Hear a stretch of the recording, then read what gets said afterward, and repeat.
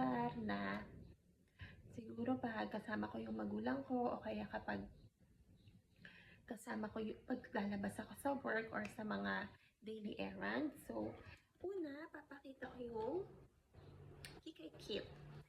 So, yung Kikay Kit ko consists of ito munang book na ito ay The Winner Stands Alone by Paulo Coelho. This is about Cannes Festival film, and this is about a fashion designer and someone. So, may thrill dito sa libro na ito. And then, this is my glasses. This is from Ideal Vision. It says here, Hang 10. So, binili ito ng papa ko sa akin at napaka-precious nito para sa akin.